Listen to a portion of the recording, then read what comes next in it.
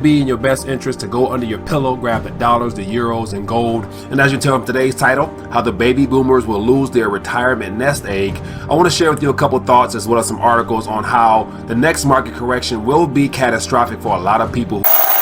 Always cash crisis. We're talking about Venezuela once again. To make important banks, they removed the 1,000 called monetary awareness.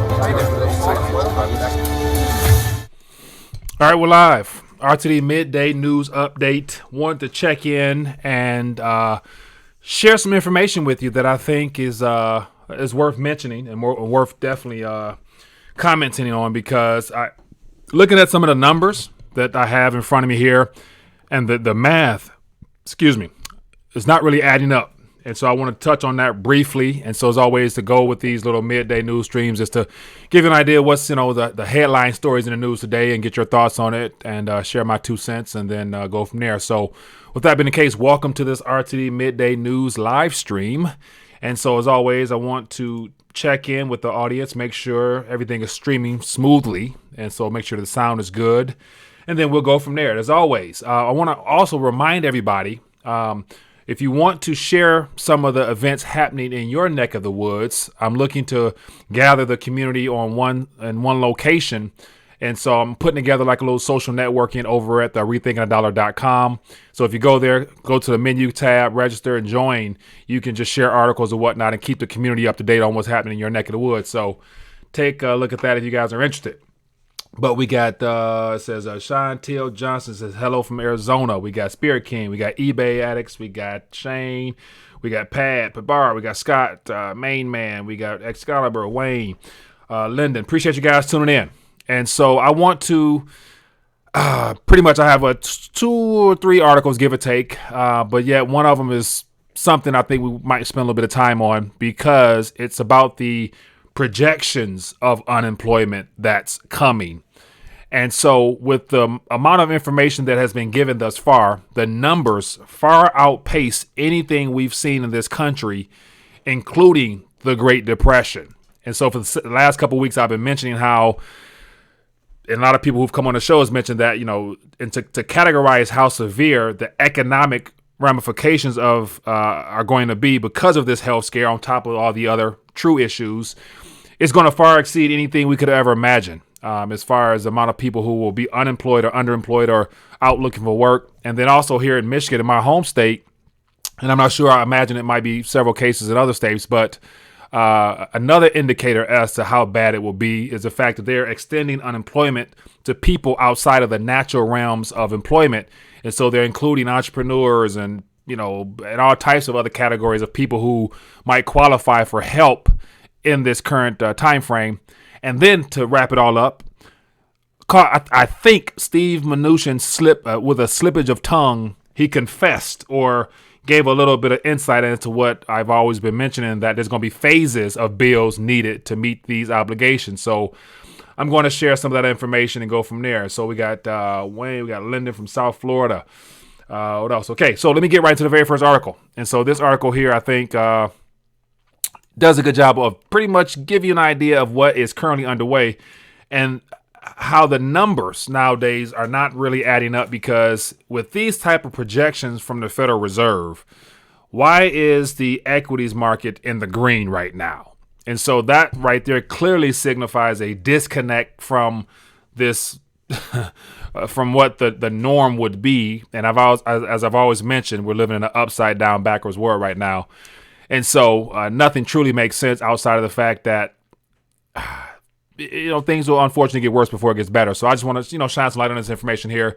But this is from CNBC today, a couple hours ago. It says this health scare, because of the health scare, job losses could total 47 million. Could total 47 million. Unemployment rate may hit 32%, the Fed estimates. And so once again, whenever we're giving numbers up front as initial projections, just for a more realistic scenario, I like to just go way out there and just double up a little bit.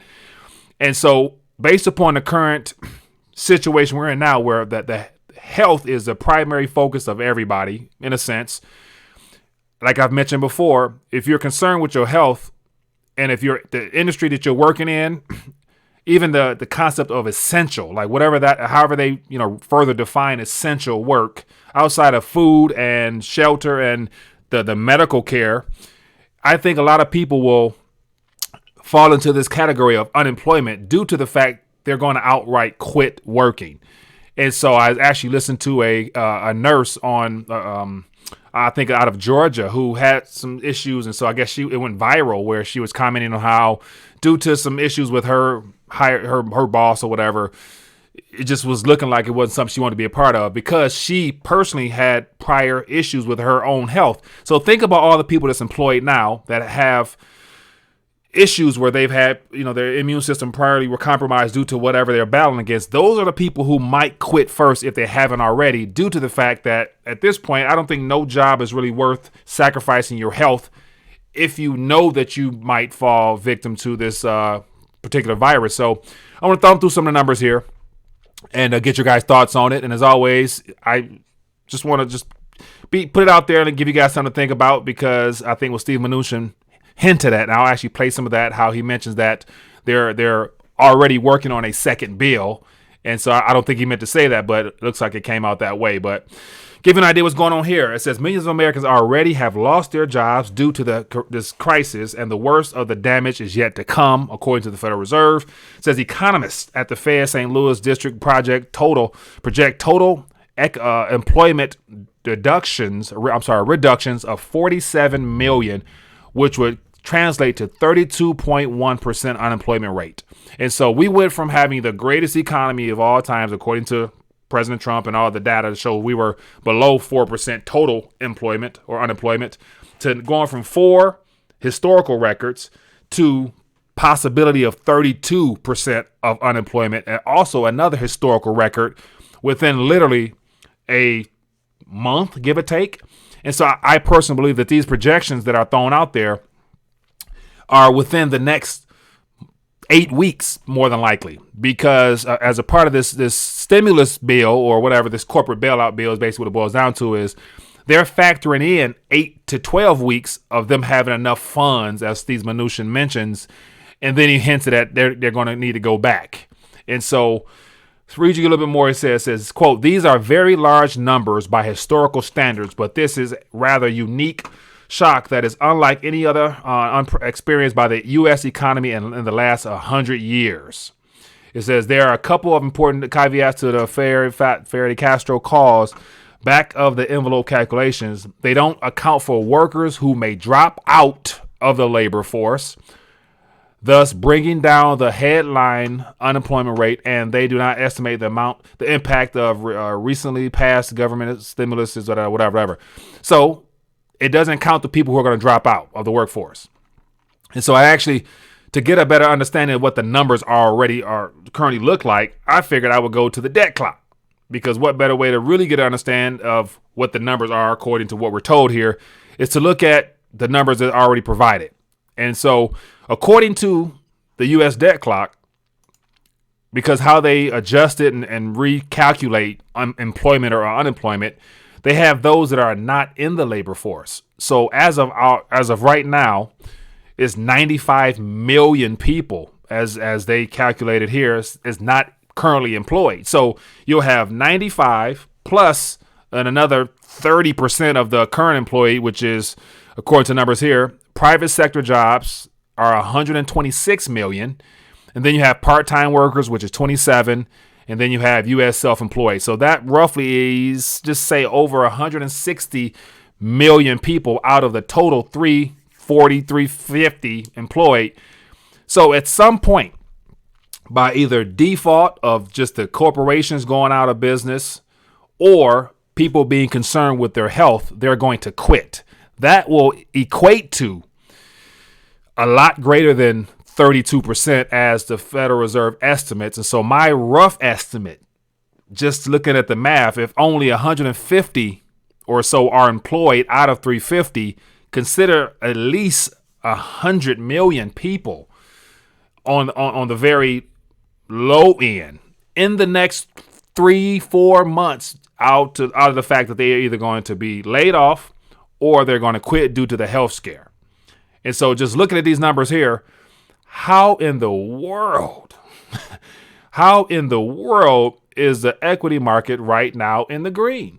Apart from the fact we know that it's being deliberately propped up and bought to keep some type of confidence going out in this rigged market. So that's just a little bit of information there. I want to lay out and share my thoughts, but I want to check in briefly in the chat and see what some thoughts might be.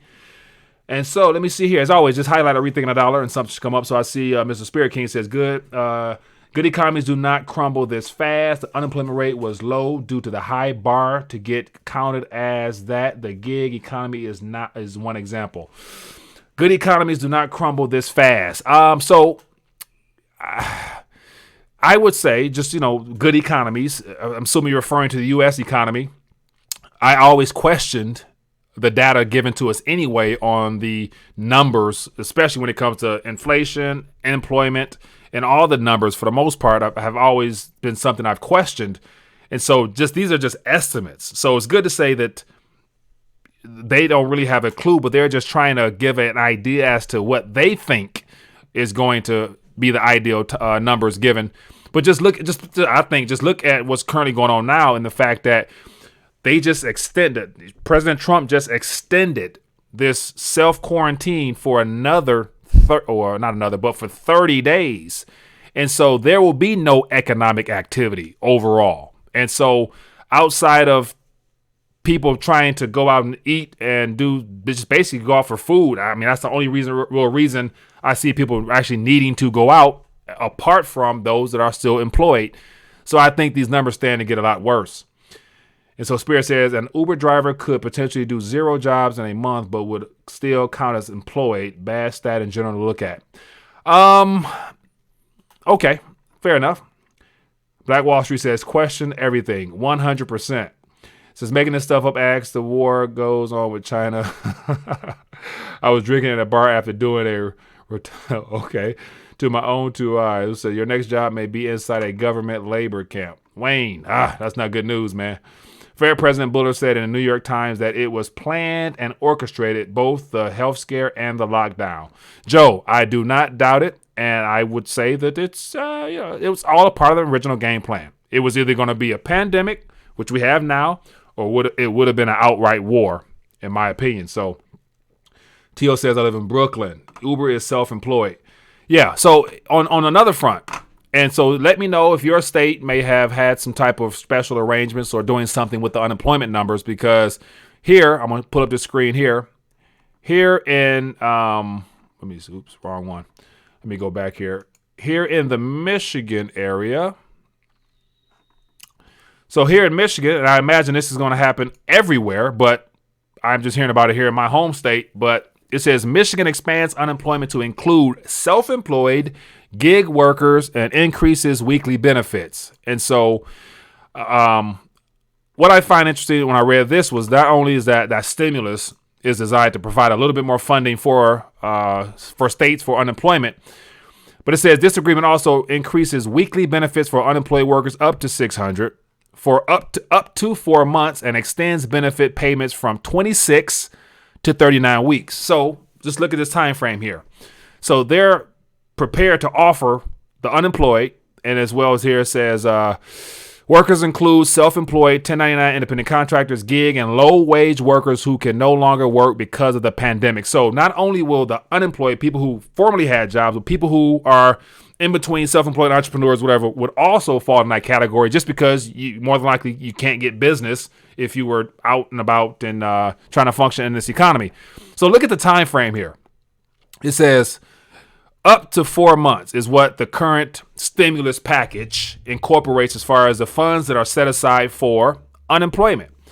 Now, 4 months is a estimate as well, because that's just what they're going to allocate funds to for this first round. And so imagine after this time frame here, so this 4 months will put us into July-ish. Now, I'm going to play the next little article here where Steve Mnuchin basically mentioned that they're working on the second bill.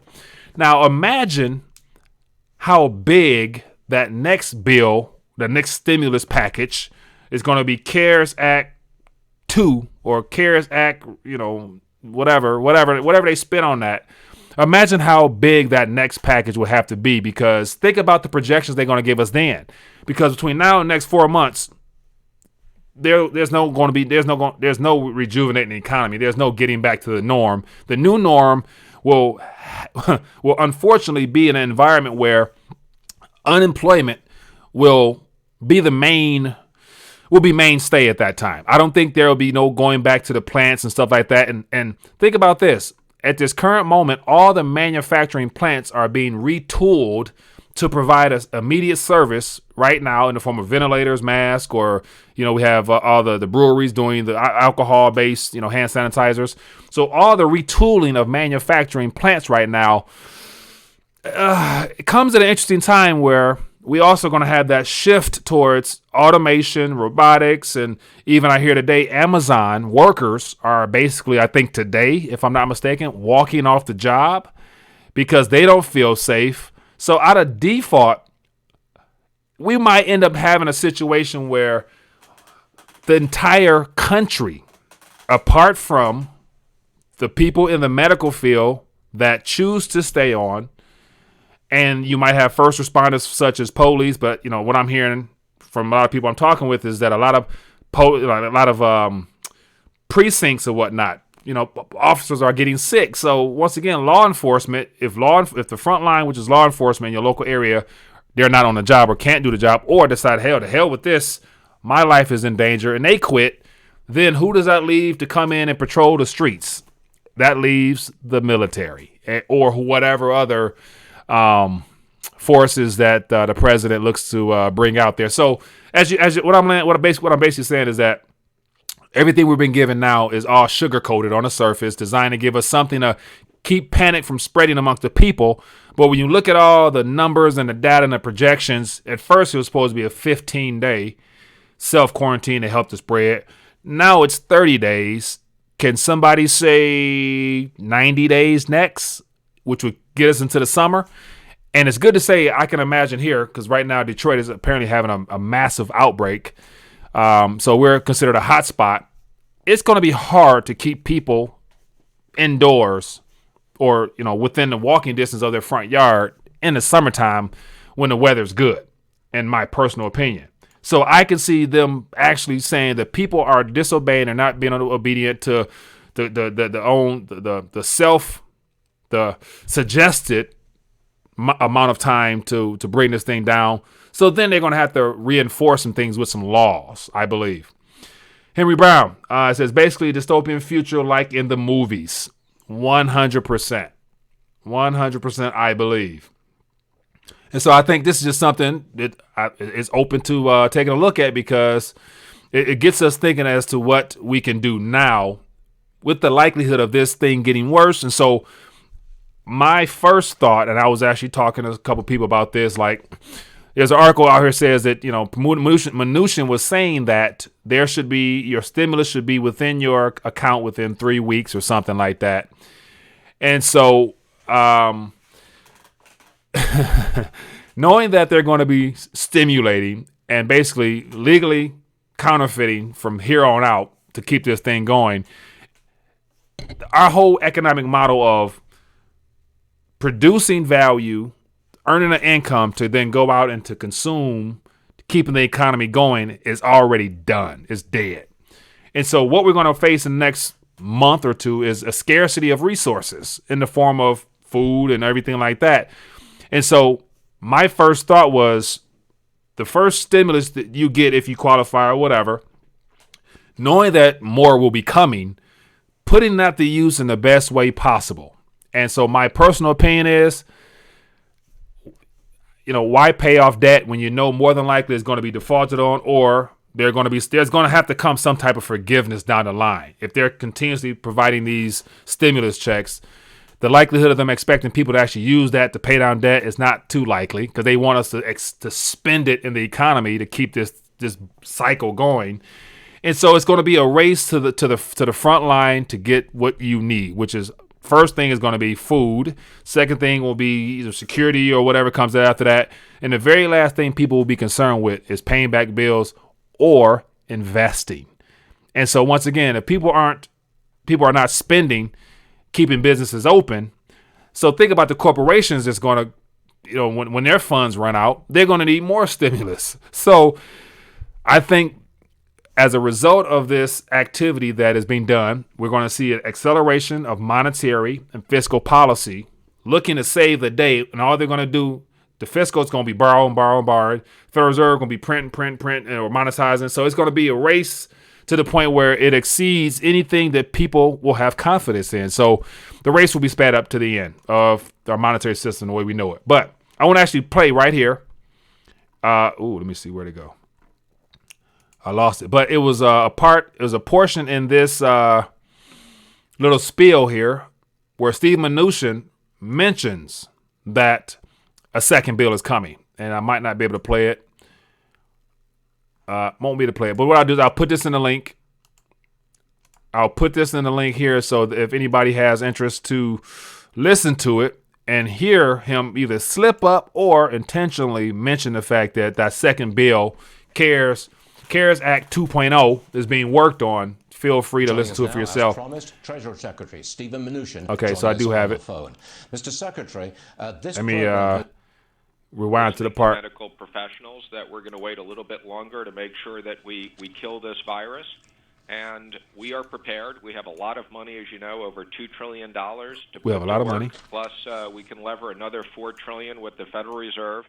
And the President and I are 100% determined to provide liquidity to the market. We think this existing package gets us through the next 8 to 12 weeks. So we're in the process of putting a lot of money into Americans' pockets and providing liquidity for business. But it is going to be a rough 8 weeks as we've extended the social distancing rules out through April 30th. Going to be a rough quarter, isn't it? It is, and I would just say we are very sympathetic to, there will be people who lose their jobs. Hopefully this is a temporary issue. And through the three-part program, the small business program, the direct deposit checks that we'll have in people's accounts in 3 weeks, and the enhanced unemployment insurance, that's a way to protect American workers who no fault of their own. This has nothing to do with the American economy. This all has to do with a medical disease. A few minutes ago, President Trump appeared on Fox and Friends on the Fox News channel, and he suggested that hazard pay for first responders, nurses, would be considered. Are you considering that, sir? I think I agree with the president. I think that makes a lot of sense. And when we get to the next bill in Congress, that's definitely something we will put in the next bill. The next bill, that implies a fourth stimulus program. Are you organizing that now? Not yet. I mean, we have a lot of money now that we're deploying. So did you hear the fact that he implied that, we're considering that we're going to have that for the next bill? And so are you guys preparing? Not yet. We have a lot of stimulus. So once again, it's going to be phases of just continuous stimulation of this economy to keep this thing going. And it's not about the people. It's all about corporations. They want to make sure the corporates stay open, the doors stay open. And because they're doing that right there is just destroying confidence and everything, because what's the point in keeping corporations open if there's nobody to actually have funds to go to those places to shop and to spend and to buy, but you're keeping the corporations open. So none of it makes sense, but yet it's all part of the unraveling of our current monetary structure to take us into something else. So I'll put this in the chat if I didn't already for those to listen to the whole spiel. But these are the days and times we're in. The numbers, take them for what they are. They're going to be a lot worse than what we're told. And so at some point, I think that the concept of working, when you're working for a currency or working and being compensated in a currency that's just being deliberately destroyed as a way of keeping this system together, will make people quit in and of itself. Because, I imagine most people won't be motivated to go somewhere if they know their paycheck will not really meet their needs. On top of the fact the government's already giving you something through universal basic income, which is going to be probably in the third bill. That's going to be in the third bill for fall. So, Low Blood Pressure says, what happened to Paul 50 Cents? Oh, yeah, so Mr. Half Dollar, he's on a different assignment. So, his schedule-wise, he's not able to do the video stuff as much. So that's what's up, Mr. Half Dollar. It says, are you chasing paper or chasing freedom, family? Let me see. that a question to somebody. Paper is the least of our concerns, I believe. At this current moment, we are witnessing what they're doing to paper. And so the concept of freedom is also being stripped away, because as this forced quarantine comes upon us, in this current country, we may have neither financial opportunities or actual freedom as far as being able to roam the streets. So at this current moment, we are in a whole new paradigm. So I think we need to shoot for something a lot greater than financial freedom or freedom as we've known it, because I think there's going to be issues. And as I mentioned last night, unless we have us all uniting as one voice to express our displeasure in the response, there's not going to be much done. And so I think one of the opportunities we do have is to take this current time that we've all been given, depending on what line of work you're in, is to find out how we can contribute and to add value into the world somehow, some way. So, and I like to think about trying to tap into your unique area of gifting to be of service to somebody, because, you know, whatever it is you're saying or caring or able to do, somebody out there needs it. So I think we're going to be forced to reduce our concepts of freedom down to small communities. And so it might just be a local neighborhood, a local family, where that right there, you know, is where we are able to mingle. But anyway, it says unlimited and infinite is not enough. We need more, Mr. Obar. We a solution kicker our freedom, Mike. Yeah, okay. So one of the things is with carrot gold and carrot bars, I am a fan of it. But at this current environment, given the fact that the logistics will be problematic and all types of, you know, I don't think people will be willing to spend freely on investment business type opportunities in an environment where you can't really socialize and interact with people. So I don't foresee people wanting to spend their little bit of crumbs to get into business opportunities outright. So getting your hands on physical gold, of course. But once again, I think the price valuation of gold in euros is extremely high. And I think it's just a matter of time before they run into some logistical errors of not being able to ship anything across the world like the way they do now. So I'm not like banked on or heavily dependent upon any type of organization. Like if you can't go down or have something sent to you right away in a timely manner, the chance of you being able to get it is probably not likely, in my opinion, right now. But if there's no gold in most places or silver or whatever, think about next month. It's going to be the same thing, if not worse, I believe. Low blood pressure says, Mike, I'm buying a farm with a petting zoo with a monster box. Mike, you have a lifetime free pass. Low blood pressure. I appreciate you, my friend. If we're able to travel, via car, I mean, domestically, the airlines will vary. So watch this. Have you thought about the fact that now that, or pretty soon, the government will be the owner of the airlines industry for the most part, to where they're going to determine who can and who cannot fly, because any corporation that is now bought and owned, once the corporation bailouts go through, the government will limit and restrict certain people from flying, more than likely. So it won't be free. It won't be free travel once all this unwinds, I believe. But that is that. It says create your own unit of account. I like that thinking, my friend. What we have ecosystem and FedEx. We have the ecosystem and FedEx for now. But yeah, I think the government is more than capable of, once again, taking over certain companies to meet their needs first. And I'm just saying, at the end of the day, don't hang your hat upon it. Use it for what it's worth. Use it for as long as you can. Don't bank on it to the end. Canada has announced restrictions on domestic travel, just like the U.S. is coming if they haven't already. So you will have a chip to trade or eat or travel. Yeah. But anyway, I just want to check in for a quick minute, share some news. Hope you guys enjoy this. If you enjoyed the news articles, read more for yourself, share so other people can get an idea as to what possibly may come. And then at 6 p.m. today, Mr. Charles Hughes Smith will be joining us for an interview. Make sure you guys tune in.